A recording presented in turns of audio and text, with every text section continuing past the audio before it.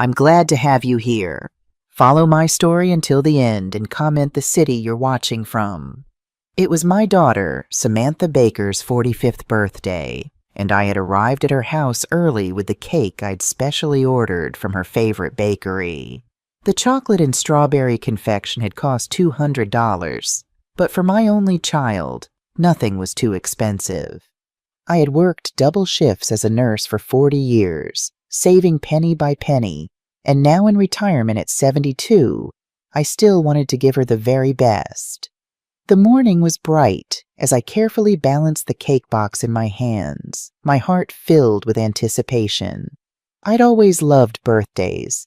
They were sacred in our family, a tradition I'd maintained since Samantha was small, after her father passed away when she was only 6.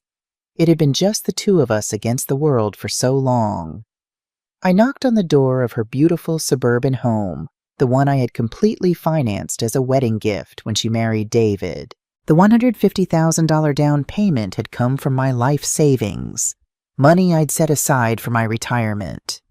But seeing them start their lives in a proper home had seemed worth every penny at the time. The door swung open, and my smile instantly met Samantha's look of annoyed indifference. "Oh, it's you," she muttered without meeting my eyes. My heart faltered for a moment, but I pushed forward, extending the cake with its delicate candles already in place. "Happy birthday, my love," I said warmly. "I brought your favorite chocolate cake with strawberries, just like when you were little." Samantha sighed deeply as if my presence was an unbearable burden. I noticed her perfectly manicured nails as she gestured me inside without even a thank you for the cake. "Mom, we need to talk," she said dryly. The living room of her house was immaculate. Modern furniture I had helped select, art pieces I had gifted her over the years. Through the large windows I could see the twins playing in the backyard, my precious 10-year-old grandchildren. They hadn't noticed my arrival. "You know, Mom," Samantha began in that cold voice she had developed over the past few years, "I've been thinking a lot about my birthday, about presents, and about what would truly make me happy." I nodded enthusiastically, still holding the cake. "Of course, sweetheart. Tell me what you want and I'll get it for you. A trip, perhaps? Some jewelry? Maybe that new car you mentioned last month?" Samantha looked me straight in the eye, and what I saw there chilled me to the bone. Pure contempt. "The one thing I'd love most as a birthday present," she said slowly, savoring each word, "is for you to just die." The world stopped.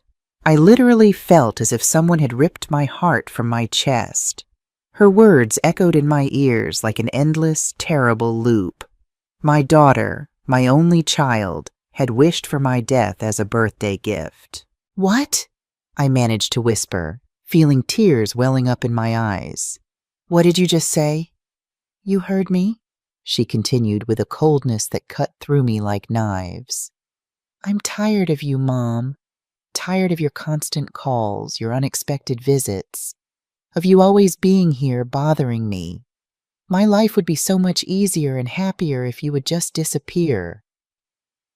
My hands were shaking uncontrollably. 72 years of living, 45 years of being her mother, and I never, ever thought I would hear those words come out of her mouth. "Samantha," I managed to say between sobs, "I'm your mother. I've given you everything. I've sacrificed everything for you." "Exactly," she interrupted, standing up from the sofa. "And that's why you're suffocating me. I can't breathe with your constant presence. I need freedom. I need you to let me live my life without your drama and your emotional needs." The $200 cake was still in my hands, the candles beginning to melt. Everything I had dreamed for that day, hugs, laughter, maybe a family dinner, vanished like smoke. "But honey," I tried one more time, "I just want to be close to you, to be a part of your life. You're all I have." "And that's exactly the problem," she replied, crossing her arms. "The fact that I'm all you have, Go get a life of your own and leave me alone." I got up from the sofa, my legs trembling, carrying that cake that now felt like a mockery. I couldn't believe what was happening. It felt like a nightmare I couldn't wake up from. "I can't believe you're saying this to me," I murmured, "after everything I've done for you." "Everything you've done?" She laughed sarcastically. "Mom, everything you've done has been for your own benefit, to feel needed, to have control over my life. But I'm not a little girl anymore." I walked toward the door, feeling as if each step was costing me years of my life. As I reached the threshold, I turned one last time, hoping to see some regret in her eyes, some sign of the sweet little girl she once was. But I only saw impatience. Impatience for me to leave so she could finally celebrate her birthday without the nuisance I represented. "Happy birthday, Samantha," I whispered, and I walked out of that house, closing the door behind me. I didn't know at that moment that it would be the last time I would ever enter that house as the mother who had sacrificed everything. Because what my daughter didn't know was that she had just awakened something in me that had been dormant for decades. My dignity. I arrived at my small apartment with trembling legs and a broken heart. The $200 cake ended up in the trash, the melted candles a reflection of the tears that wouldn't stop falling. I sat on my old sofa, the same sofa where I had nursed Samantha as a baby, where I had read her stories for years, where I had cried tears of happiness every time she called me Mama. How had I ended up here? How could my own daughter, the child I had carried in my womb for 9 months, wish for my death with such coldness? The pain was physical, like a vice around my chest, making it difficult to breathe.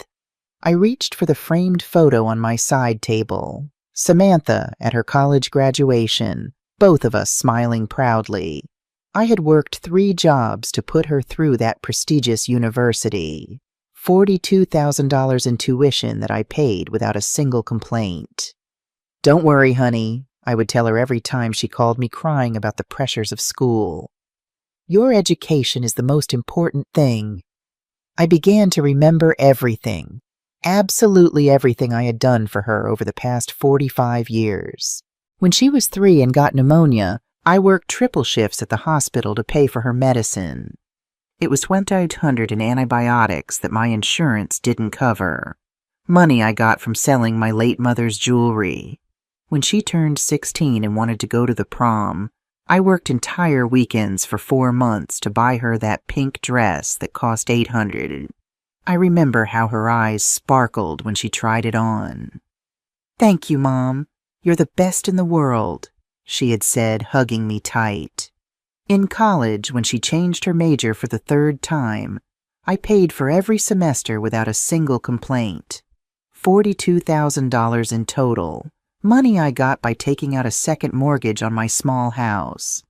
When she married David, I organized and paid for the entire wedding, $35,000, so she could have the wedding of her dreams. The most elegant ballroom in the city, the most beautiful flowers, the menu she chose without worrying about the price. "I want my princess to have everything," I told her as I signed check after check. And then came the house. That very house where she had just humiliated me. When Samantha and David decided they wanted to buy their first property, I didn't hesitate for a second. "Don't worry about the down payment," I told them. "I'll take care of it." It was $150,000 from my life savings, the money I had been saving for my retirement. But it didn't end there. When the twins arrived 5 years ago, I became the free babysitter. Every time Samantha wanted to go out with David, every time they had plans and needed someone to watch the kids, there I was, not charging a cent, happy to help my daughter have the life she had always dreamed of. When David lost his job last year, who paid the mortgage for 8 months? Me. $16,000 that I took from my pension, money that meant eating rice and beans for weeks just to stretch my income. And when the twins needed braces, Another $4,000 that I covered without a second thought. "Don't worry," I told them, seeing their distressed faces. "That's what grandmothers are for." I got up from the sofa and went to my desk where I kept all the receipts, all the proof of every single penny I had spent on my daughter and her family. They were boxes and boxes of documents that I had kept, not because of mistrust, but because it made me proud to remember everything I had been able to do for them. I started doing the math, adding it all up with shaking hands. Raising Samantha from birth until she was on her own, approximately $200,000. College, $42,000. The wedding, $35,000. The down payment on the house, $150,000. The mortgage payments when David was unemployed, $16,000. The twins' braces, $4,000. The birthday and Christmas gifts over all those years, at least $10,000 more. The total was devastating. Over $460,000, almost $500,000 that I had invested in my daughter's happiness. And all of it to hear that her greatest desire was for me to die. Tears fell onto the papers as I added and subtracted. If I had put that money in a savings account with compound interest, today I would have more than $600,000. I could be living in a nice house, traveling the world, enjoying a comfortable retirement instead of counting pennies in this tiny apartment. But no, I had chosen to invest in love. I had chosen to believe that the money spent on my daughter was money well spent, that every sacrifice was worth it because in the end I would have a daughter who loved me and would take care of me in my old age. How foolish I had been. Something changed inside me as I sat there, surrounded by the physical evidence of my lifelong sacrifices. The sadness didn't disappear. It would probably never completely go away, but something else began to grow alongside it. A feeling I hadn't allowed myself to experience in decades. Anger. Righteous, justified anger. I picked up the phone and dialed Samantha's number. I needed to hear her voice one more time. I needed to confirm that she had really said those terrible words. "What do you want now, Mom?" she answered with annoyance after the 5th ring. "Samantha, I need to know if you really meant what you said to me today," I asked in a trembling voice. "Of course I meant it," she replied without a hint of remorse. "Mom, it's time for you to understand that I need space. Your obsession with me isn't healthy." "Obsession?" I repeated, incredulous. "You call a mother's love obsession?" "Yes, exactly that. And I hope that after today you finally get the message. I need you to respect my boundaries and let me live my life." I hung up the phone without saying goodbye. There was no misunderstanding. My daughter truly believed that my love was a burden, that my presence in her life was a problem she needed to solve. That night I couldn't sleep. I lay awake staring at the ceiling, remembering every beautiful moment we had shared, every hug, every "I love you, Mom" that had come from her lips. Had it all been a lie?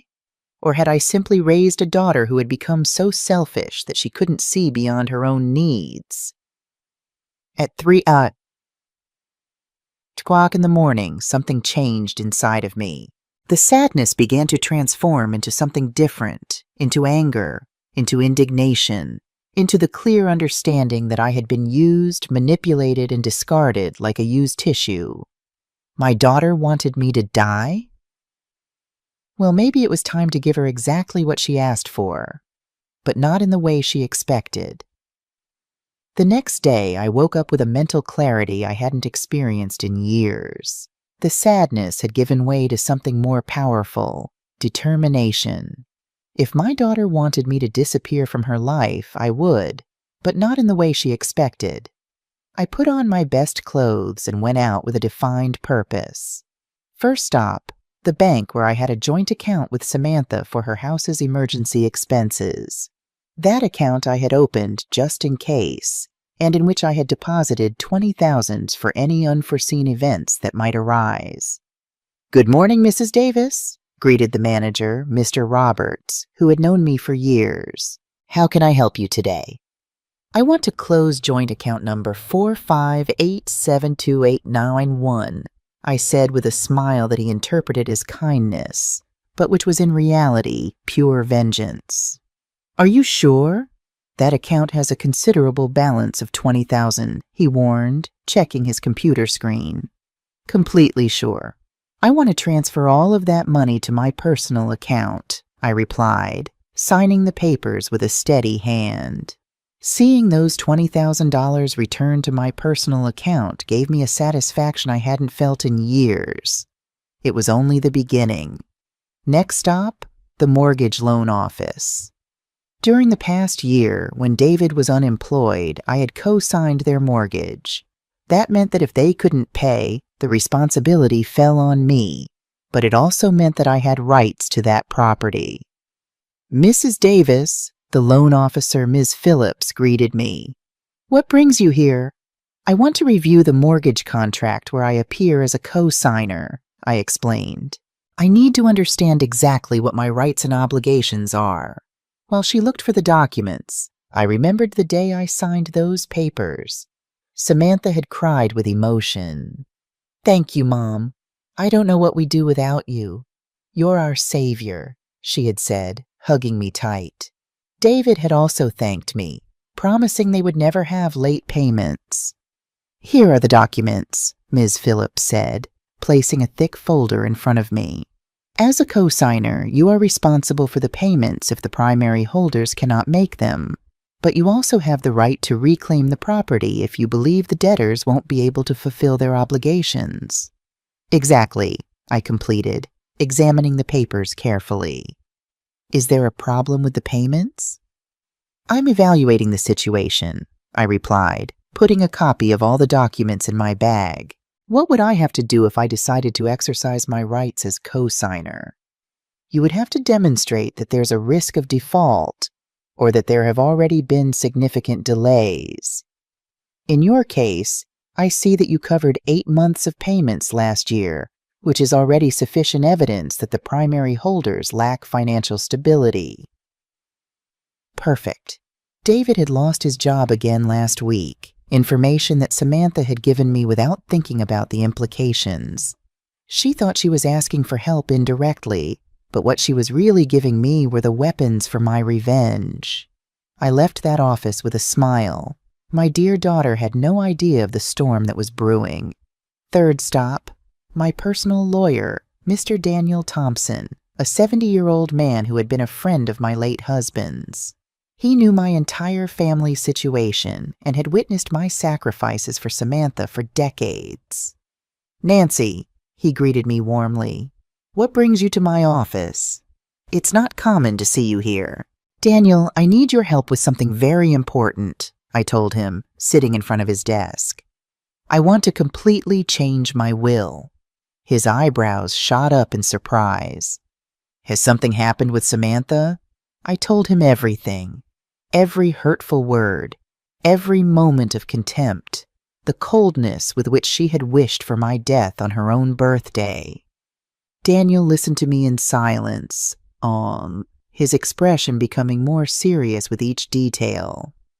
"Nancy," he said finally, "I'm so sorry for what you're going through. I never thought Samantha was capable of something like that after everything you've done for her." "Me neither," I sighed. "But I've made my decision. I want to change my will and leave everything to a charitable organization. I also want to set up a trust fund for my grandchildren, but Samantha can't have access to that money until they turn 25. "That can be done," Daniel nodded, taking notes. "Do you also want to change the beneficiaries of your life insurance?" "Of course. Anything with Samantha's name on it I want to change. My daughter wants me to die, but when I do, she's not going to receive a single penny from me." We spent 2 hours reviewing all my legal documents. My $100,000 life insurance policy, my savings, my apartment, my investments. Everything that had once been designated for Samantha would now go to the Children's Hope Foundation, where I had worked as a volunteer for years. "There's something else," I said when we were finishing. "I want you to prepare all the documents to reclaim the house where Samantha lives. As the co-signer of the mortgage, I have rights, and her husband just lost his job again." Daniel's eyes lit up with understanding. "Now I see where you're going with all of this. Are you sure you want to go that far?" "Completely sure," I replied with a determination that surprised even myself. "My daughter told me her life would be easier if I disappeared. Well, I'm going to disappear, but first, I'm going to make sure she understands exactly what it means to live without me and without everything I've done for her." When I left Daniel's office, it was already dark. I walked through the streets of my neighborhood feeling renewed, as if I had woken up from a very long dream. For 45 years I had lived for Samantha. I had sacrificed my own dreams and desires to give her everything she wanted. But no more. I got back to my apartment and poured myself a glass of wine, something I hadn't done in years. Toasting myself was something completely new, but it felt incredibly liberating. I took out my phone and dialed a number I had saved months ago, but had never dared to use. It was for a travel agency specializing in retirees that offered packages for living abroad. "Good evening. This is Nancy Davis," I said when they answered. "I saw your promotion about living in Switzerland. Could you send me complete information?" "Of course, Mrs. Davis. Switzerland is a very popular destination among our clients. We have several programs from temporary stays to permanent residency. What kind of information do you need?" "Everything," I replied without hesitation. "I want to know everything about how a 72-year-old person can start a new life in Switzerland." After hanging up, I stood at the window looking out at the city where I had lived my entire life. Soon, all of this would be just a memory. My daughter had asked for my disappearance as a birthday gift, and I was going to grant it to her in the most spectacular way possible. What Samantha didn't know was that her wish was about to become her worst nightmare. The next few days were a roller coaster of emotions and secret preparations. Every morning I woke up with a mix of pain and determination that pushed me forward with my plan. It was as if I had woken from a long slumber where I had lived only to please my daughter, and now finally, I was living for myself. On Wednesday morning, my phone rang. It was Samantha. For a moment, my heart sped up, thinking that maybe she had reconsidered, that she might apologize for the terrible words she had said. How naive I still was. "Mom," she said in that cold voice she had adopted lately, "I need you to do me a favor." Not even a hello or how are you. She went straight to the point, as if I were her personal assistant. "What do you need?" I asked, curious to see how far her audacity would go. "The twins have a presentation at school on Friday, and David and I have an important work dinner. Could you watch them that night?" The irony was delicious. The same woman who had wished for my death as a birthday gift was now asking me to watch her children as if nothing had happened, as if I were a resource available 24/7. "I can't," I replied simply. "What do you mean you can't?" she asked with genuine surprise. Evidently, she wasn't used to me saying no. "I have other plans," I said with a smile she couldn't see. "What plans could you possibly have?" she asked with that condescending tone that hurt me deeply. As if at 72 years old, I didn't have the right to have a life of my own. "Plans that are none of your business," I replied, keeping my calm. "Find another sitter." "But Mom, I can't get a sitter on such short notice. Besides, you never charge me to watch your own grandchildren." There it was, the emotional manipulation she had used on me for years. But this time it wouldn't work. "Since you told me that your greatest gift would be for me to die," I answered coldly, "if you want me to disappear from your life, I'm starting now." There was a long silence on the other end of the line. Finally, Samantha let out a sarcastic laugh. "Seriously? You're going to punish me like a little brat?" she said. "I thought after a few days the drama would be over." It's not drama, Samantha. It's respect for your wish. You wanted me to disappear, so that's what I'll do. Fine, she said with annoyance. If you want to be that childish, that's on you. But don't come crying later when you're lonely. She hung up without saying goodbye. Perfect. Every interaction confirmed that I was making the right decision. That afternoon, I went to the bank again, this time to do something I never thought I would. Withdraw most of my savings in cash. It was $30,000 that I put in an envelope and stored in my personal safe, the money I would need for my new life in Switzerland. I also called the travel agency and confirmed my trip. A flight to Zurich for next Tuesday with the option to extend my stay indefinitely. The initial cost was $5,000, money I paid without blinking an eye.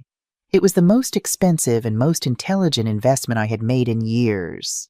On Thursday morning, I received an unexpected visit. It was my neighbor, Margaret Wilson, a 68-year-old woman who lived in the apartment next door and with whom I had developed a friendship over the past 5 years.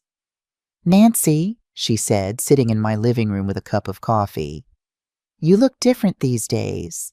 Has something happened?" Margaret had been a silent witness to all my sacrifices for Samantha. She had seen me cancel plans with her to rush over whenever my daughter needed me. She had seen the bags of expensive food I would buy to take to Samantha while I ate canned soup to save money. I told her everything. Every painful detail of what had happened on Samantha's birthday, and also all the plans I had been making during the week. "My God, Nancy," Margaret murmured, her eyes filled with tears. "I can't believe Samantha would say something so cruel to you after everything you've done for her." "The worst part is that she said it as if it were the most normal thing in the world," I explained. "As if I were a nuisance in her life that needed to be eliminated." "And you're really going to Switzerland?" "Yes," I replied firmly. "I've already bought the ticket. I'm leaving on Tuesday." Margaret took my hands kindly. "You know you have my full support, right? What Samantha did to you is unforgivable." "There's something else," I said, lowering my voice. "I'm going to need your help with something very important." I explained my complete plan, how I wanted Samantha to believe I had truly died, at least for a while. Margaret would be my accomplice, the person who would find my empty apartment and my farewell letter. "It's brilliant," Margaret murmured with a mischievous smile. "That ungrateful child is finally going to understand what it means to lose you. Will you help me?" "Of course I will. In fact, I think it's exactly what Samantha needs to wake up." That night I worked on the most important letter of my life, the letter that Samantha would find on her table and that would change everything forever. I wrote and rewrote every word, making sure it conveyed exactly what I wanted to say. "My dear Samantha," the letter began, "you asked me as a birthday gift to disappear from your life, and I have decided to grant your wish. When you read this letter, I will already be far from here, starting the life I should have lived years ago instead of sacrificing it all for you." I continued writing for hours, documenting every penny I had spent on her, every sacrifice I had made, every opportunity I had missed by always being available for her needs. But it wasn't a bitter letter. It was an educational letter. I wanted her to understand exactly what she had lost. "Along with this letter, you will find all the legal documents I have signed this week," I continued writing. "The change of will, the cancellation of your health insurance that I paid for, the notification that as the co-signer of your mortgage, I have decided to exercise my rights due to David's job instability, and the cancellation of all financial benefits you received from me." It was a 23-page letter that meticulously detailed everything that was going to change in her life now that I had disappeared, just as she wanted. "Your life will be much easier without me," the letter ended. "But it will also be much more expensive. I hope it's worth it." On Friday night, as I was packing my most important belongings into 2 suitcases, I received a call from Samantha. I didn't answer. She called 3 more times. but I simply let the phone ring. I had nothing left to say to her. The next day, Saturday, David appeared at my door. He looked exhausted and desperate. "Nancy," he said in a pleading voice, "Samantha told me what happened between you two. I know what she said was wrong, but please don't do this to our family." "Do what?" I asked, feigning innocence. "Stop helping us, just withdrawing from our lives like this. The kids need you. We need you." How interesting. When Samantha wanted to get rid of me, I was a nuisance. But when they realized everything I did for them, suddenly they needed me. "David," I said calmly, "your wife was very clear with me. My presence in her life is a burden she no longer wants to bear. I'm just respecting her wishes." "But Nancy, you know how Samantha is when she gets mad. She didn't mean it." "Oh, she didn't?" Because she sounded pretty convincing when she wished for my death as a birthday gift. David lowered his head. He knew he had no argument to defend the indefensible. "Please," he insisted, "give me a chance to fix this. I'll talk to Samantha. I'll make her understand how wrong she is." "It's too late for that," I replied, slowly closing the door. "Give my grandchildren a kiss for me."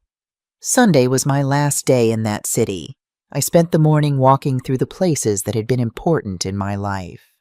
The hospital where I had worked for 40 years, the park where I had taken Samantha as a child, the church where I had married her father. It was my silent farewell to a life I had lived completely for others. On Monday, I would begin a life that I would finally live for myself. On Sunday night, I couldn't sleep, not because of nerves or regret, but because of a strange emotion I hadn't felt in decades, the anticipation of an adventure. At 72 years old, I was about to begin the life I had always dreamed of, but never dared to live. At 5 o'clock in the morning on Monday, Margaret knocked on my door as we had arranged. She brought fresh coffee and a knowing smile that filled me with energy. "Ready for your great escape?" she asked, winking. "More than ready," I replied, carrying my 2 suitcases to the door. "Do you have the spare keys to my apartment?" "Here they are," she said, showing me the set of keys I had given her the night before. "And I also have the letter for Samantha and all the legal documents you're going to leave on her table." We had planned everything meticulously. Margaret would wait until Wednesday to go to Samantha's apartment and deliver the documents, pretending that she had found my apartment empty and had become worried about my disappearance. It would be she who would break the news to Samantha that I was gone forever. "Remember," I said as we called a cab, "you have to act very worried. Tell her I didn't answer the phone for 2 days, that you knocked on my door and I didn't respond, and that when you used the emergency keys, you found the apartment empty and the letter on the table." "Don't you worry, Nancy. I was a drama teacher for 30 years. It's going to be the performance of my life," Margaret told me with a mischievous smile. The cab arrived punctually at 6 o'clock in the morning. As they loaded my suitcases, I took one last look at my apartment. I had lived there for 15 years, but strangely I didn't feel nostalgic. It was as if I was finally freeing myself from a prison I had built myself. "To the airport?" the cab driver asked. "To the airport," I confirmed, and I felt as if those 2 words marked the beginning of my new existence. During the 40-minute ride to the airport, I thought about everything I was leaving behind. My volunteer work at the hospital, my daily routines, the constant worry about Samantha and her problems. But I also thought about everything that awaited me, the freedom to make my own decisions, to spend my money on myself, to live without the constant weight of my daughter's emotional demands. At the airport, while I waited for my flight, I received 3 calls from Samantha that I didn't answer. Then a text message came in. "Mom, you're being ridiculous. The kids are asking about you. Call me." I deleted the message without replying. It was fascinating how now that I wasn't available 24/7, she suddenly needed me. The flight to Zurich was long but peaceful. For the first time in years, no one knew where I was. No one could call me to ask for favors, money, or time. It was an intoxicating feeling of freedom I hadn't experienced since before I became a mother. During the 12-hour journey, I wrote in my journal everything that had happened in the last week, every detail, every emotion, every decision that had led me to that moment. I wanted to remember exactly what it felt like to free myself from a toxic relationship, even when that relationship was with my own daughter. I arrived in Zurich on Tuesday night, local time. A representative from the travel agency was waiting for me at the airport with a sign that had my name on it. He was a young, kind man named Max Hoffman who spoke perfect English. "Mrs. Davis?" He greeted me with a genuine smile. "Welcome to Switzerland. I hope you're ready for a new adventure." "More than ready," I replied. And for the first time in weeks, my smile was completely authentic. Max took me to a beautiful, furnished apartment in the center of Zurich that he had rented for 1 month while I decided if I wanted to stay permanently. It was small but cozy, with windows that overlooked a lovely park and a partial view of the lake. "Here is all the information about the city," Max said, handing me a thick folder.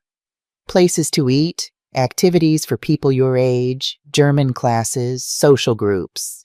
I've also scheduled a meeting for you with a financial advisor for tomorrow afternoon to help you with the paperwork if you decide to stay permanently."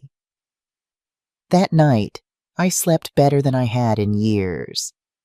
There was no phone that could ring, no one who needed anything from me, no responsibilities beyond taking care of myself.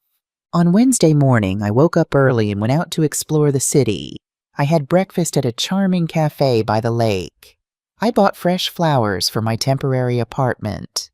And for the first time in decades, I spent money on something completely unnecessary.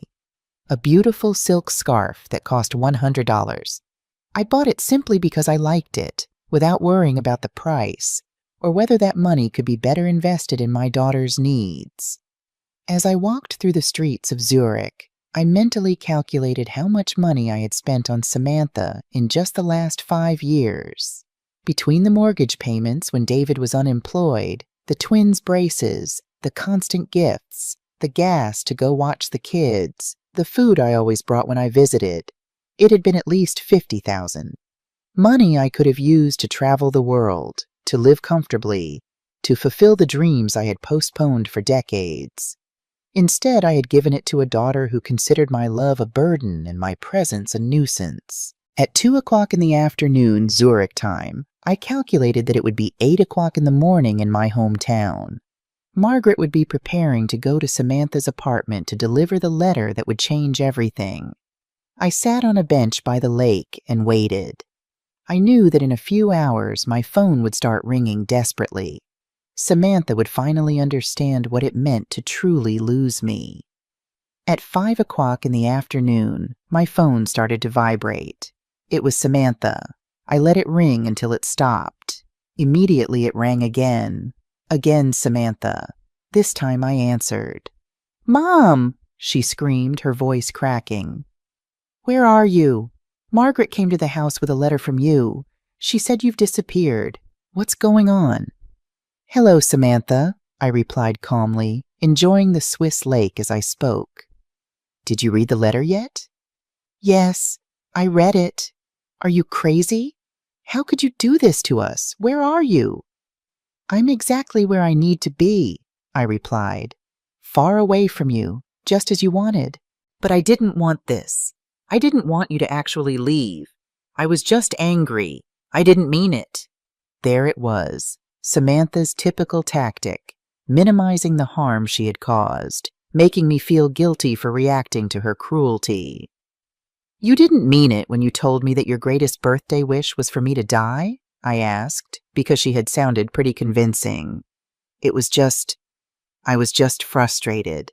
David lost his job again. The kids are giving me problems at school. I'm so stressed. I shouldn't have taken it out on you. You're right. You shouldn't have. But it's done, and words can't be taken back. But Mom, please come back. We need you. I need you. How interesting. Now she needed me. Now that she had read the letter about all the financial benefits she had lost. Now that she knew she could lose her house. Now that she understood she would have to pay for her own health insurance and find a sitter for the twins. Do you need me or do you need my money? I asked her directly. There was a long silence on the other end of the line. I need you, she finally murmured, but her voice didn't sound convincing.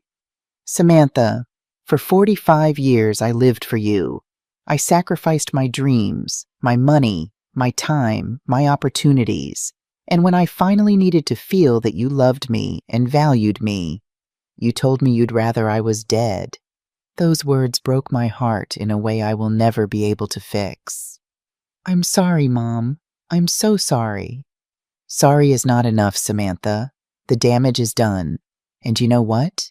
Maybe it was the best thing you could have said to me because it finally opened my eyes and made me understand that I've been living my life all wrong. What do you mean? I mean that for the first time in decades, I am living for me. And it feels wonderful. Where are you, Mom? Please tell me, Samantha begged, her voice choked with tears. The kids are asking about their grandma. They don't understand why you haven't come to see them. It was fascinating how now that I wasn't available, the grandchildren suddenly missed me.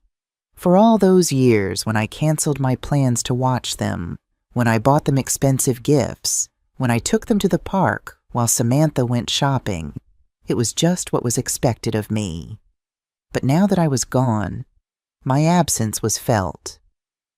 The kids will be fine, I replied, looking at the Swiss mountains in the distance. They're resilient.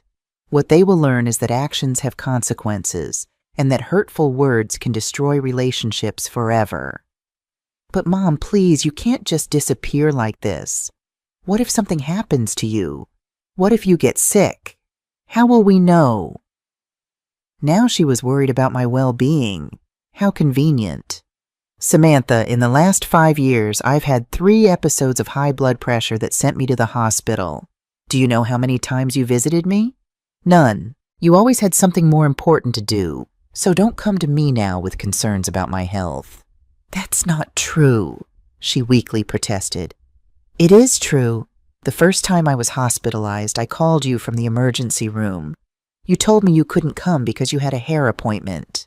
The second time was David's birthday, and you were celebrating. The third time, you simply didn't answer the phone. The silence on the other end of the line confirmed that she remembered every single occasion perfectly. I thought it wasn't serious, she murmured. Of course, because my health was never a priority for you, but my checks were. It's not about the money, Samantha screamed. It's about you. I miss you, Mom.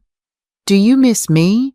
Or do you miss having someone available 24/7 to solve your problems?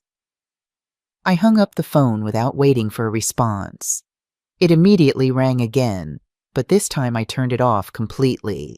I needed peace to enjoy my first night of freedom. That night I went out to dinner alone at an elegant restaurant by the lake. I ordered the most expensive dish on the menu, salmon with caviar that cost $80, and I drank an entire bottle of French wine.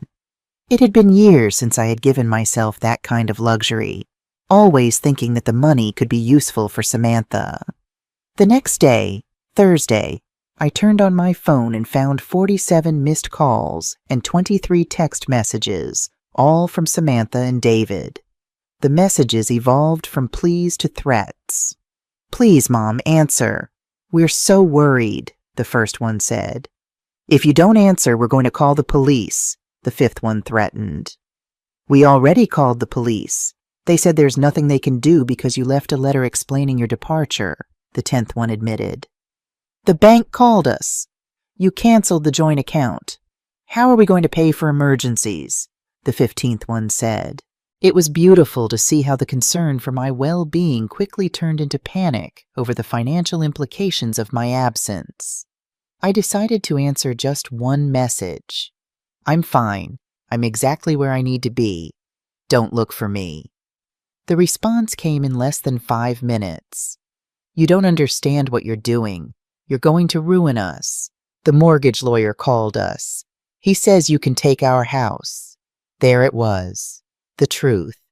She wasn't worried that I might be suffering or in danger. She was worried because she had finally understood the financial implications of losing me. I replied, "Now you understand what it's worth to have me in your life. Too bad you realized it too late." That afternoon I had my meeting with the Swiss financial advisor. He was an older, very professional man named Hans Meyer, who helped me understand all my options for permanent residency in Switzerland. "With your current savings and your American pension," he explained, "you can live comfortably here for the rest of your life. Switzerland has excellent medical care programs for retired foreigners, and the quality of life is exceptional." For the first time in years, I spoke openly about my finances without worrying about saving money for Samantha's emergencies. It was liberating to calculate my expenses based solely on my own needs and desires. "You can also invest part of your savings in the Swiss economy," Hans continued. "The returns are stable and secure. In 5 years, you could double your assets if you invest wisely." Double my assets. How many times had I had that opportunity? But I had preferred to spend the money on my daughter's whims. "Is there anything else I should know?" I asked. "We have many clients in situations similar to yours, older people who have come to Switzerland looking for a new start after complicated family relationships. You are not alone in this experience." That information comforted me deeply. I wasn't the only mother who had been manipulated and discarded by ungrateful children. There was a whole community of people who had chosen their own happiness over the toxic demands of their families. However, as the initial euphoria of my escape began to fade, reality started to set in. Switzerland was beautiful, but it was also entirely foreign to me. The language barrier became immediately apparent when I tried to buy groceries the next day.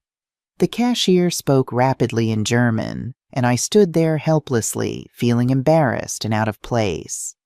A kind young woman behind me in line translated, but the experience left me feeling vulnerable. "Perhaps you should consider taking German classes," Hans had suggested during our meeting. "It will help you integrate better." I signed up for a beginner's German class at the local community center, but found it incredibly challenging. At 72, my mind wasn't as quick to absorb a new language as it once might have been. The other students, mostly young people in their 20s and 30s, progressed much faster than I did. "Guten Tag, wie geht es Ihnen?" I practiced in front of my mirror each morning, struggling with the harsh consonants. There were also moments of intense loneliness. In my old life, despite everything, I'd had a routine. I knew where to go, whom to talk to. Here, I was a complete stranger. The beautiful apartment began to feel like a gilded cage at times, especially in the evenings when I had no one to talk to. And then there were physical challenges I hadn't anticipated. The hilly streets of Zurich were picturesque but difficult for my aging knees. One afternoon I had a frightening moment when I felt chest pain while climbing a particularly steep street. I had to sit on a bench for nearly an hour, wondering if I was having a heart attack, and realizing I didn't even know how to call for emergency services in this country. It turned out to be just anxiety and overexertion, but the incident shook me. What would happen if I got truly sick? Who would help me? For the first time, I questioned whether I had made the right decision. On Friday morning, I was sitting in a cafe, attempting to read a Swiss newspaper with the help of a translation app on my phone, when an older woman approached my table. "Excuse me," she said in accented but clear English. "I couldn't help but notice you struggling with the newspaper. American?" "Yes," I replied, grateful to hear my native language. "Is it that obvious?" She laughed. "We retired expats can spot each other a mile away. I'm Ingrid Weber, from Germany originally. May I join you?" Ingrid was 71, with silver hair styled in an elegant bob and bright, intelligent eyes. She had moved to Switzerland 2 years ago after, as she put it, deciding that my family had taken enough of my life. Over coffee, we exchanged stories. Hers was eerily similar to mine. My son and daughter-in-law treated me like an ATM with legs, Ingrid confided. Every time they needed money for vacations, new cars, or whims, they called Dear Mother. But when I had a birthday or was sick, suddenly they were too busy. What made you finally leave? I asked. They threatened to cut off access to my grandchildren when I refused to buy them a vacation home in Spain, she said, her eyes hardening at the memory. That was the moment I realized our relationship was purely transactional. So I sold my house in Munich, moved here, and didn't tell them where I went. Was it difficult at first? I asked, thinking of my own struggles.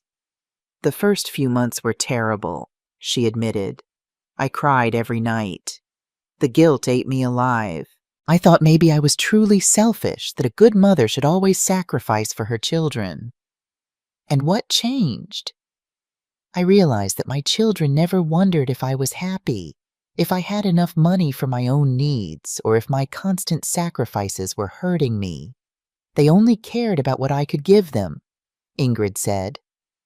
That's not love, Nancy. That's exploitation. Her words resonated deeply in my heart. For decades, I had confused emotional manipulation with filial love, constant demands with genuine need. Besides, Ingrid added with a twinkle in her eye, it gets better. Much better. I have a whole group of friends now.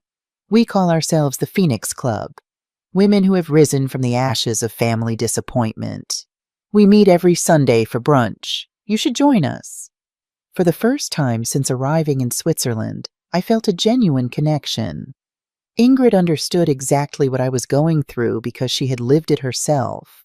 As we exchanged phone numbers, my cell began to ring. It was Samantha again. Persistent, isn't she?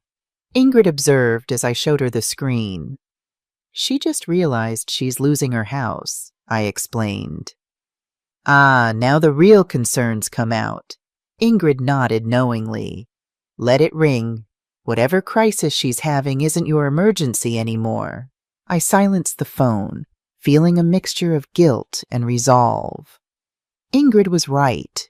I needed to break the pattern of always being available to solve Samantha's problems. That evening, I decided to check my messages. There were now over 60 missed calls and dozens of increasingly desperate texts. I scrolled through them, noticing the evolution from worry to anger to panic.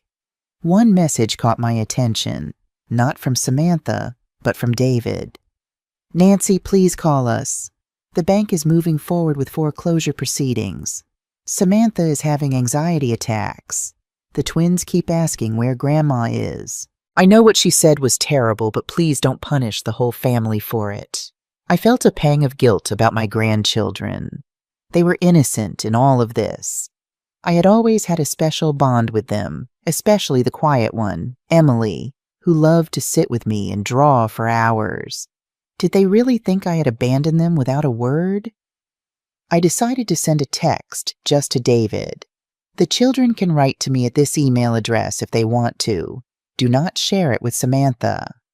I created a new email account specifically for this purpose. The next day, struggling with jet lag and emotional exhaustion, I attended my first German class. The teacher, Frau Schmidt, was patient but firm. Wiederholen Sie bitte, she kept saying. Repeat, please, as I stumbled over the words.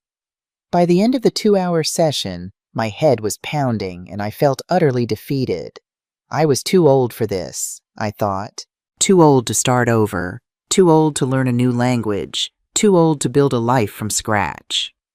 As I left the community center, fighting back tears of frustration, my phone buzzed with a notification.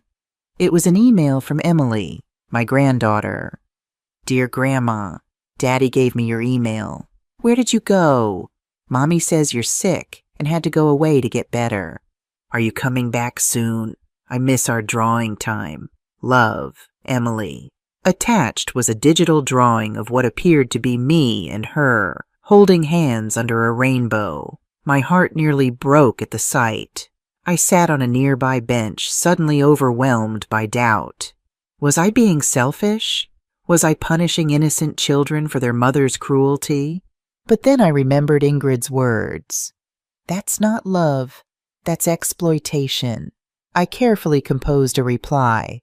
My dearest Emily, Grandma is not sick, but she needed to take a special trip to think about some important things. I'm in a beautiful country called Switzerland, where there are mountains even taller than the ones in our picture books. I miss our drawing time too, more than you can imagine. I promise I will see you again, though I don't know exactly when. In the meantime, keep drawing your beautiful pictures. Maybe you can make a whole book of them to show me someday. I love you very much, and this isn't your fault. Sometimes adults have complicated feelings and problems that are hard to explain. Your grandma. I attached a photo I had taken of the Swiss Alps, hoping it might help her understand I was safe and in a beautiful place. As I hit send, I realized I was crying. This was the hardest part, knowing my actions, however justified, were causing confusion and pain for my grandchildren. But I also knew that returning to the toxic dynamic with Samantha wouldn't be healthy for any of us in the long run. Sometimes healing required distance, even when that distance hurt. On Sunday, I attended the Phoenix Club brunch that Ingrid had invited me to. The group met at a charming restaurant overlooking Lake Zurich, and I was immediately welcomed by 6 women ranging in age from mid-60s to early 80s. Our newest Phoenix, Ingrid introduced me. Nancy from America, whose daughter wished her dead as a birthday gift. There were gasps around the table. That's a new low, said a British woman named Eleanor. My son only told me I was a burden when I asked to live with him after my husband died. My daughter-in-law changed the locks while I was on vacation, added Maria, a Spanish woman with kind eyes. Said my constant interference was ruining her marriage. One by one they shared their stories, painful tales of ingratitude, manipulation, and eventual liberation. I was struck by how similar our experiences were, despite our different backgrounds and cultures. The guilt is the hardest part, admitted Helga, a former professor from Denmark. We're conditioned to believe that maternal love means endless sacrifice, that our needs don't matter once we have children. And society reinforces it, added Eleanor. If we put ourselves first, we're selfish old women. If we give everything to our children, we're saints, until we have nothing left to give. For 3 hours, we talked, laughed, and sometimes cried together. These women understood what I was going through in a way no one else could. By the time we parted, with promises to meet again the following week, I felt stronger than I had in days. I wasn't alone in this journey. Back at my apartment, I checked my email and found a reply from my grandson, Alex, Emily's twin. Grandma, Mom is really upset. She cries a lot and keeps saying it's all her fault. Dad lost his job again, and they're fighting all the time. Are you coming back to help us like you always do? The message tugged at my heartstrings, but I also recognized the pattern. Samantha in crisis, expecting me to rush in and fix everything. It had been our dynamic for decades, but not anymore. I wrote back to Alex, keeping my message loving but firm. Dear Alex, I'm sorry to hear things are difficult at home. Your mom and dad are adults who need to solve their own problems. I love you very much, but I can't come back right now. This doesn't mean I don't care. It means I'm teaching your parents an important lesson about responsibility and respect. Sometimes people need to fix their own mistakes. Keep being the strong, smart boy I know you are. I'm always here if you need to talk. Love, Grandma. Monday morning brought a new challenge. I received an unexpected call from a social worker named Sarah Williams from my hometown. Mrs. Davis, this is Sarah Williams from Family Services. I'm calling because we've received a complaint about your well-being. My blood ran cold. A complaint? What kind? Your daughter, Samantha Baker, filed a complaint alleging that you may be suffering from dementia or cognitive decline, and that you've made financial and life decisions that put you at risk. According to her, you disappeared suddenly and are living in precarious conditions abroad. I couldn't believe what I was hearing. Samantha had gone to the extreme of involving social services, inventing a mental illness to invalidate my decisions and force my return. Ms. Williams, I replied in a firm voice, I do not suffer from dementia or cognitive decline.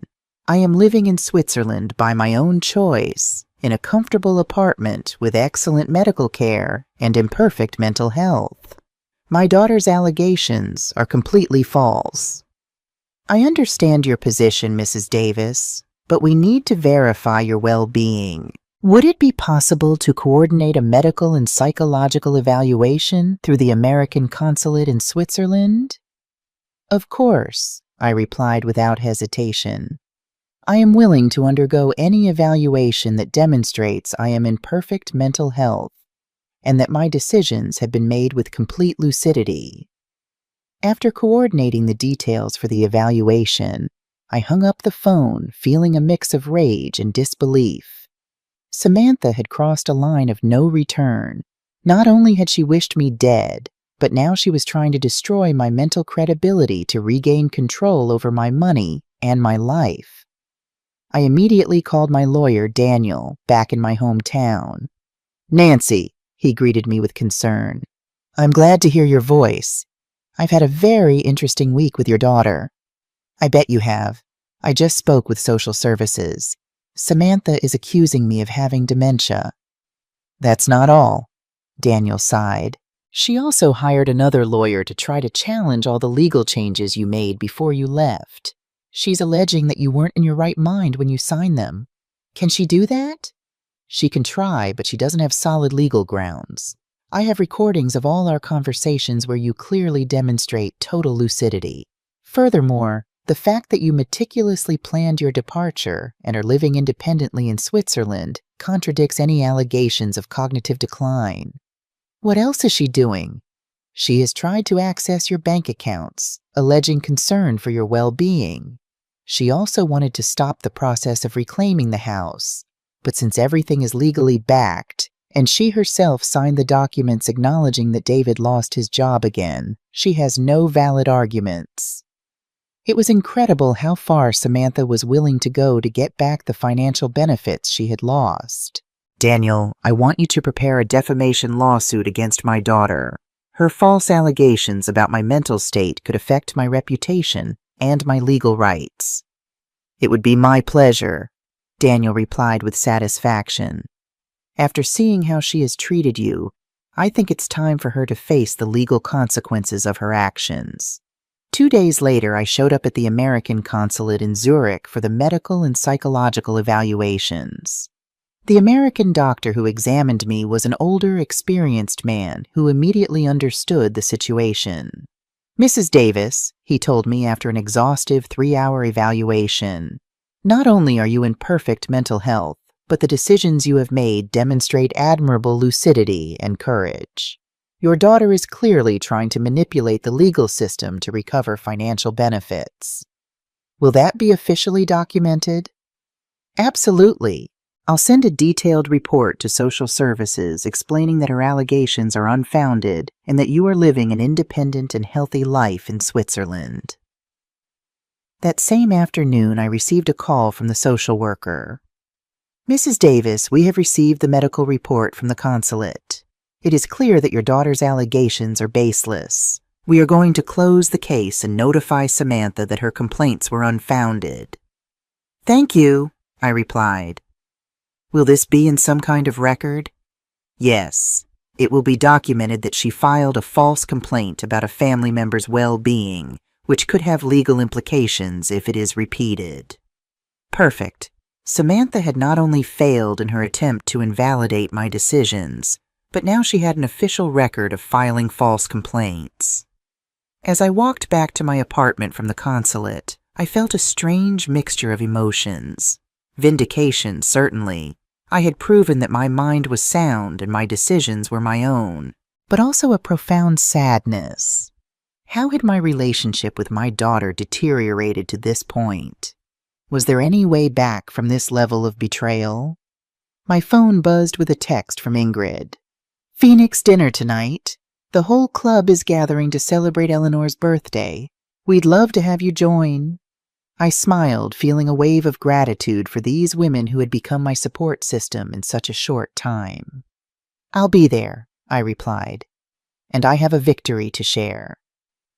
That night, surrounded by my new friends, I recounted the saga of Samantha's failed attempt to have me declared mentally incompetent. The women listened with expressions ranging from outrage to knowing nods. "Classic move," Eleanor said, raising her wine glass. "My son tried the same thing when I refused to put my house in his name. Here's to strong women who won't be controlled." We all clinked glasses, and for a moment the pain of Samantha's betrayal was overshadowed by the warmth of this circle of understanding. We were all phoenixes, rising from the ashes of family disappointment to create new lives on our own terms. Later that night, I decided to do something I had been contemplating for weeks. Write an open letter detailing my entire experience.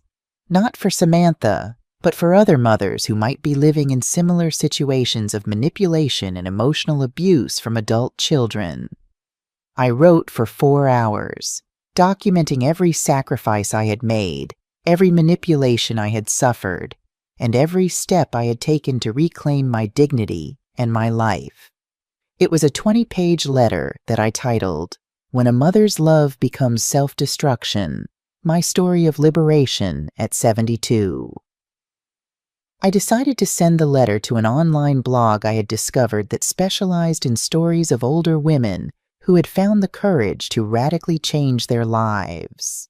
The act of putting my experience into words was cathartic, transforming my private pain into something that might help others. As I finally went to bed that night, exhausted but strangely at peace, I realized something important. Samantha's cruel birthday wish had inadvertently given me a precious gift, the freedom to finally live for myself. A week after I sent my letter to the blog, I received an enthusiastic response from the editor. "Nancy," she wrote, "your story is powerful and inspiring. We've received hundreds of comments from women who completely identify with your experience. Would you be willing to participate in a video interview for our YouTube channel?" I hesitated. Revealing my face publicly would make it easier for Samantha to find me if she really tried. But then I thought about all the women out there who might benefit from hearing my story. Women who felt trapped in toxic family dynamics, who believed that maternal sacrifice meant complete self-erasure. "I'll do it," I replied, "but under one condition. You don't reveal my exact location." The interview was conducted via video call the following week. I spoke for nearly 2 hours about my journey, from the moment Samantha wished for my death to my new life in Switzerland. I didn't hold back, sharing both the pain of betrayal and the exhilaration of freedom. The hardest thing to overcome, I explained to the interviewer, was the guilt. We mothers are conditioned to believe that our children's happiness is our responsibility, even when they're adults. It took me 72 years to understand that I matter too, that my happiness counts. As I adjusted to life in Switzerland, I found myself developing a routine. German classes 3 mornings a week, watercolor painting on Tuesdays and Thursdays, and Sunday brunches with the Phoenix Club. I was slowly getting better at the language, though I still relied heavily on English in most situations. My relationship with Ingrid deepened into a genuine friendship. She understood my struggles with the language and culture in a way no one else could. "When I first came here," she confided during one of our coffee mornings, "I cried every time I had to go to the grocery store. I felt so helpless, So lost. But it gets better, I promise. She was right.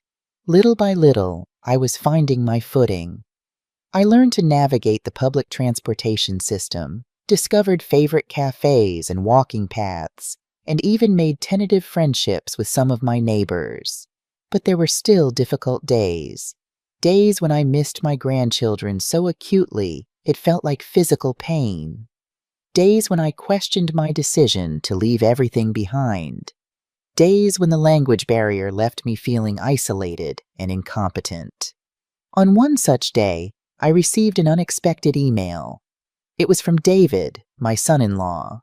"Nancy," he wrote, "I saw your interview on YouTube. I need you to know that I completely agree with you. What Samantha said to you was unforgivable, and the way she has treated you for years is unacceptable. I myself have been a witness to how she manipulates and uses you, but I never had the courage to confront her because we were so dependent on your financial help." His email continued, "I want you to know that the kids miss you terribly, and they don't understand why you don't come to see them anymore. Samantha has told them that you're sick and can't visit, but I believe they deserve to know the truth when they are older." The message ended. I know it's probably too late for apologies, but I wanted you to know that at least one person in this family acknowledges how badly we treated you and how much you sacrificed for us. I hope you are happy in your new life. I read the email 3 times before deciding how to respond. Finally, I wrote, "David, I appreciate your honesty, but apologies after the fact don't change the damage done. I hope this experience helps you to be a better husband and father, and that you teach your children to value the people who love them before it's too late." It was the first time someone in my family had publicly acknowledged the abuse I had suffered. It didn't change my decision to stay away, but it did give me a sense of validation that I had been needing for years. That night, I shared David's email with Ingrid over dinner at her apartment. "It's a start," she said cautiously. But notice how even in his apology, he's still centering himself in Samantha. "We were so dependent on your financial help," as if that excuses their behavior. I hadn't picked up on that subtlety, but Ingrid was right. David's apology, while seemingly heartfelt, still framed their mistreatment of me as an unfortunate necessity rather than a cruel choice. "What about the children, though?" I asked, the concern that had been gnawing at me for weeks finally surfacing. "Am I wrong to stay away from them?" Ingrid considered this carefully. "The children are innocent, yes, but consider this. What lesson do they learn if their grandmother returns after their mother wished her dead? That there are no consequences for cruelty. That older women can be discarded and will still come running back when needed?" Her words made me think, what kind of example would I be setting if I allowed Samantha to treat me like this without consequences? "You can maintain a relationship with your grandchildren without enabling their mother," Ingrid suggested. "Keep writing to them. Send them presents for their birthdays, but don't rush back just because they miss you." The next day, I received news from Daniel that made me sit down in shock. The bank had approved my petition to reclaim the house as the co-signer of the mortgage. Given David's repeated job losses and the documentation of their financial instability, the bank agreed that there was a significant risk of default. "The foreclosure process has begun," Daniel explained over the phone. "They have 90 days to vacate or refinance, but given their current financial situation, refinancing is unlikely." I felt a mixture of emotions, vindication certainly, but also a strange sadness. That house had been the site of so many family memories, both good and bad. I had helped Samantha and David choose it, had spent countless holidays and birthdays within its walls, and now I was taking it away from them. "What will happen to them?" I asked. "They'll need to find a smaller place to rent, I imagine," Daniel said.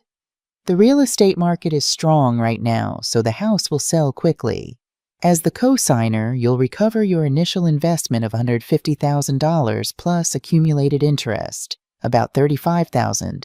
It was a significant sum, money that would make my new life in Switzerland even more comfortable. But more importantly, it was justice. For years, I had poured my savings into that house while Samantha and David lived beyond their means, secure in the knowledge that I would always be there to bail them out. No more. That evening, I received a frantic call from Samantha. I almost didn't answer, but something told me I should hear what she had to say. "How could you do this to us?" she screamed as soon as I picked up. "The bank says we're losing the house. Where are we supposed to go? What about the children?" "You should have thought about the children before you told me your greatest wish was for me to die," I replied calmly. "That was one mistake, one moment of anger. And now you're punishing us by making us homeless?" "It wasn't one mistake, Samantha. It was the culmination of years of taking me for granted, of treating me like an ATM instead of your mother. And you're not homeless. You're just going to have to live within your means for once." "The twins will have to change schools," she said, her voice breaking. "We'll have to move to a smaller place in a different district. Is that what you want? To punish your own grandchildren?" For a moment, I wavered. The thought of Emily and Alex having to leave their friends and familiar surroundings tugged at my heart. But then I remembered all the times Samantha had used the children to manipulate me, to extract money or time or emotional labor. "The children will adapt," I said firmly. "Children are resilient, and maybe this will teach them an important lesson about consequences." "You've changed," Samantha said, her voice suddenly cold. "You used to care about us." "I still care, Samantha. That's why I'm doing this. Because sometimes the most loving thing a parent can do is let their child face the consequences of their actions."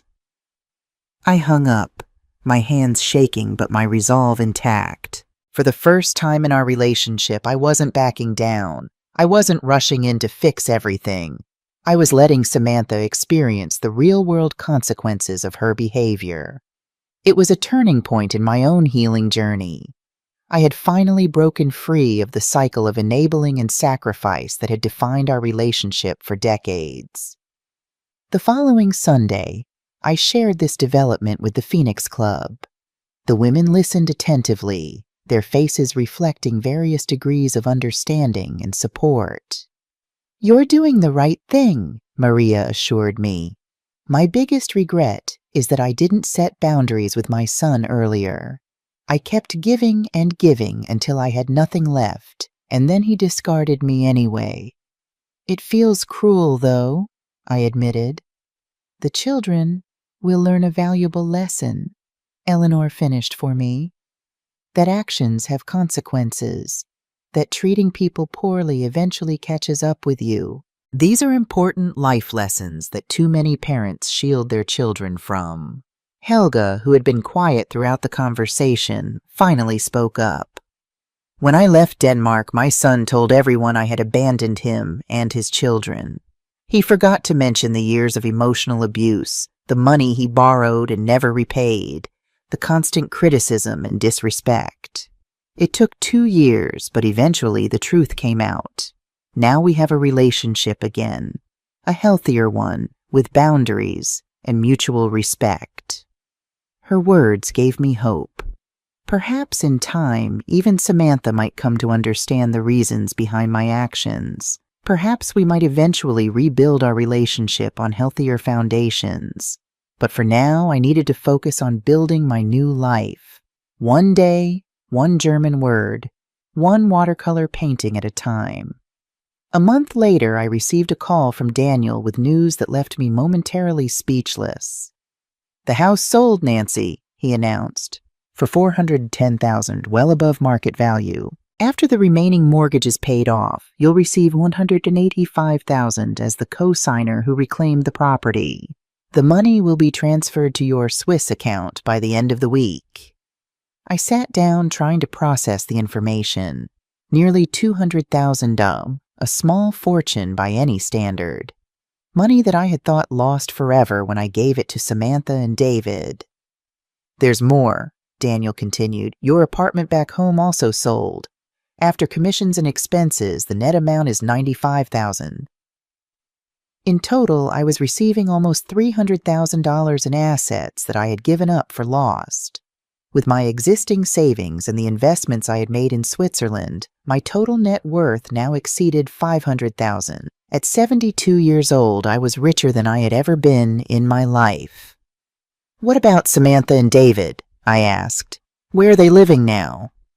They've moved to a 2-bedroom apartment on the other side of town, Daniel informed me. David finally got a job at the manufacturing plant. It's less money than he was making before, but it's stable. And Samantha had to go back to work too. She's working as an administrative assistant at the local high school. There was a strange satisfaction in knowing that they were finally living within their means, taking responsibility for their own lives instead of relying on me to rescue them whenever they were in trouble. That night I celebrated at my favorite restaurant by the lake. I ordered French champagne and toasted the brave woman who had had the courage to start over when everything seemed lost. As I dined, I thought about the entire journey.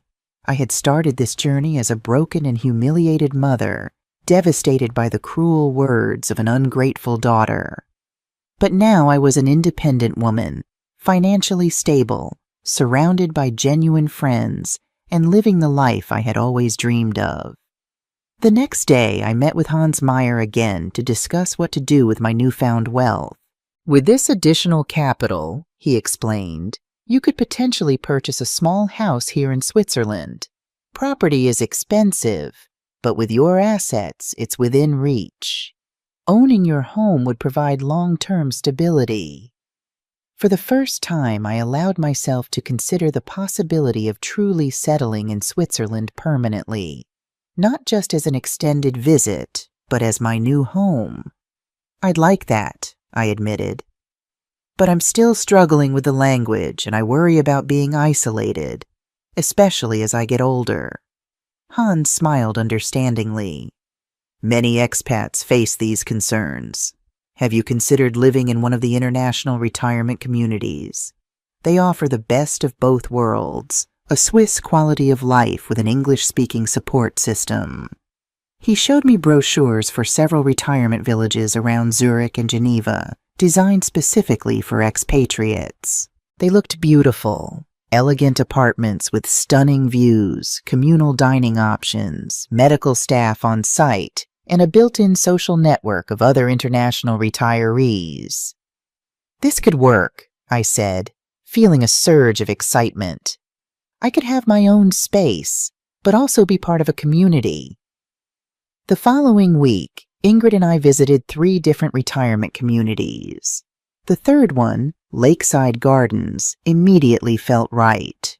It was perched on a hillside overlooking Lake Zurich, with well-maintained grounds and bright, spacious apartments.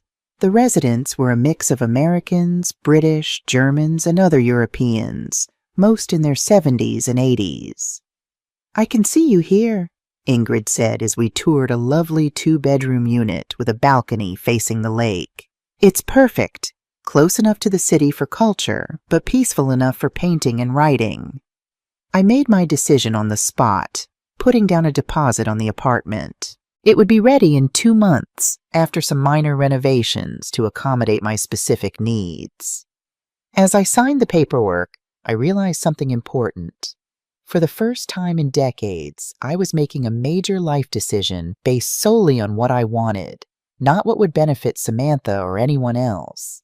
It was both terrifying and exhilarating. During this period of transition and newfound stability, I decided to do something I had been considering for weeks. Write a book about my experience. Not just my story, but a practical guide for older women who were trapped in toxic family relationships. I contacted a Swiss publisher that specialized in self-help and personal growth books. The editor, a woman named Brigitte, was immediately interested. Nancy, she told me during our meeting, your story touches on a topic that affects millions of women but is rarely talked about openly. Emotional abuse by adult children is an epidemic problem that needs to be exposed. I spent the next 3 months writing When Love Hurts, Freeing Yourself from Family Emotional Abuse After 70. The book documented not only my personal experience, but also practical strategies for recognizing manipulation, setting healthy boundaries, and finding the courage to prioritize one's own well-being. Writing was therapeutic, allowing me to process my experiences in a new way. I interviewed other members of the Phoenix Club, incorporating their stories and insights to provide a broader perspective. The book wasn't about vilifying adult children. Rather, it was about helping older women recognize unhealthy patterns and reclaim their dignity and independence. Meanwhile, my relationship with my grandchildren continued through regular emails and occasional video calls that David facilitated without Samantha's knowledge. The twins were adapting to their new circumstances better than I had expected. Emily was flourishing at her new school, where she had joined an art club. Alex had made friends with neighborhood kids and seemed more resilient than ever. "We live in a smaller house now," Emily told me during one video call. "But I have my own corner in the living room where I can draw. Dad put up a special shelf just for my art supplies. And Mom is different," Alex added. "She doesn't buy us as many toys, but she's home more because of her new job. She helps with homework now." It seemed that the change in circumstances had forced Samantha to be more present as a mother, which was an unexpected positive outcome. "Do you miss the old house?" I asked carefully. They both shrugged in that casual way children have. "Sometimes," Emily admitted, "but our new apartment is closer to the park, and we can walk to school now instead of taking the bus." Children, as I had told Samantha, were indeed resilient. They adapted to change much more easily than adults, finding joy in simple pleasures rather than material possessions. The book was published 8 months after my arrival in Switzerland and quickly gained a following.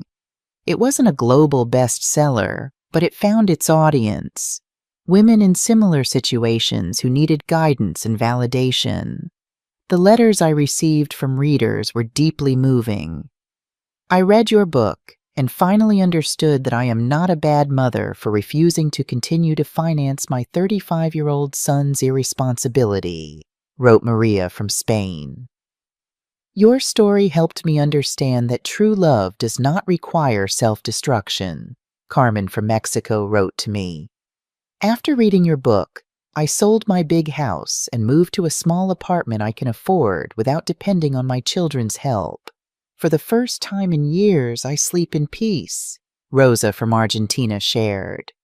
But the letter that moved me the most came a year after the book's publication. It was from a young mother named Andrea. "Mrs. Davis," she wrote, "I'm 30 years old and have a 65-year-old mother who has sacrificed her whole life for me and my siblings. After reading your book, I realized that we are treating her exactly like Samantha treated you. Your story opened my eyes and made me understand that I was repeating a toxic pattern that could destroy my relationship with my mother forever. Yesterday, I called my mom and apologized for all the years of taking her for granted. I also told her that I want to help her fulfill her own dreams instead of enjoying her own life. Thank you for helping me understand this before it was too late." That letter made me cry with joy. My pain had served to prevent other families from going through the same destruction. There was meaning in my suffering if it helped break the cycle of maternal exploitation for even one family. I moved into my new apartment at Lakeside Gardens just as autumn was painting the Swiss countryside in brilliant reds and golds. The community welcomed me warmly, and I quickly established new routines. Breakfast in the communal dining room where I could chat with other residents, painting classes in the activity center, walks by the lake when weather permitted. My German was improving steadily, though I still relied on English for most complex interactions. But I no longer felt like a helpless outsider. Switzerland was becoming home in a way I hadn't thought possible when I first arrived, desperate and heartbroken. The Phoenix Club continued to be my emotional anchor. We expanded our activities beyond Sunday brunches to include day trips around Switzerland, movie nights, and even a weekend retreat in the Alps. These women understood me in ways that even my oldest friends back home never had. We shared a common experience that had shaped us, the pain of family betrayal and the courage to start over. "We should start a formal organization," Helga suggested during one of our gatherings. "A support network for women in our situation. There are so many out there who feel trapped and don't know there's a way out." The idea resonated with all of us. We began meeting more regularly, developing materials and resources for women experiencing family emotional abuse. My book became one of our primary tools, but we also created online forums, webinars, and eventually a small grant program to help women in financial need make the transition to independence. What had begun as my personal escape from a toxic relationship was evolving into something larger, a movement of women supporting women, breaking the cycle of exploitation and sacrifice that had defined maternal love for generations. 2 years after my dramatic departure, as I was settling comfortably into my new life, I received a physical letter in my mailbox. The handwriting on the envelope was unfamiliar, but the return address made my heart skip a beat. It was from my grandchildren. With trembling fingers, I opened it to find a handmade card decorated with colorful drawings. Inside were messages from both twins, now 12 years old. "Dear Grandma Nancy," Emily had written in her neat handwriting. "Dad told us the truth about why you left. He said that Mom said some very mean things to you, and that's why you decided to start a new life away from us. We want you to know that we miss you a lot and that we understand why you left. We also want you to know that we are proud of you for being so brave. When we are older, we would like to visit you in Switzerland if you want us to. We love you, Grandma." Alex had added, "P.S. Mom is different now. She cries sometimes when she looks at your old pictures. Dad says she's sorry but doesn't know how to tell you. I think she misses you a lot." The card included several drawings they had made of me living happily in the Swiss mountains, surrounded by flowers and smiling faces. They had imagined my new life as a fairy tale of sorts, and in many ways they weren't far off. I cried for an hour after reading that letter.